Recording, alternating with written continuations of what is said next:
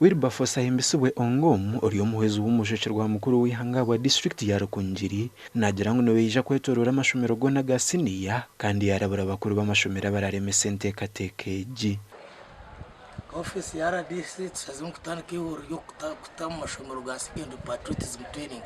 kandi amashomero gona go mu Rukungiri Agacencwire it is compulsory. You must train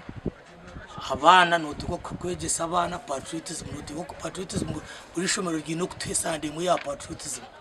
tubaretera abasirikare bazaba ba traininga umutishayi tuza kwa traininga tubarekcaringa tubegesa ihanga hirigire tubegesa government tubegesa state tubegesa na politics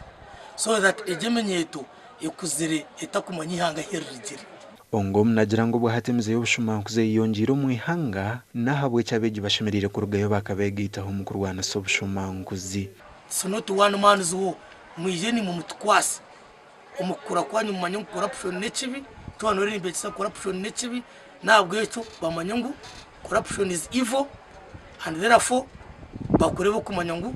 tubashime kubambamba ry'ikituga. Nagira ngo abeegi bashemerire kukunda na government ya NRM ahabwo businjo bweresero mu eihanga bamwe habeegi abehiriye kwetaba umuhureji nibagira ngo ikintu kija kubahwera cyangwa mu magara gabo ahabo kuba batwire batari kumanya biro kufa mu eihanga. Tuyamba umukunda eihanga ryitu kandi nitwe kunda kabantu okuba patriot nkiyamba okwemanya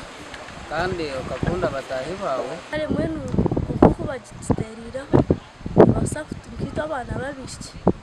basa kutuyamba kare mwenu wabyega tuje mu waza kwega kamahe oze abakiyamba base kutungo mu so kutuma nkito abana bayikerereza mutwagira amasuku muri ipe kujambo haba haza kuzonke ikizimu mu bana nkitwe patriotics twarugayo twagamba nabo twarebe kizibaho kiri gasha kwa dano basibye.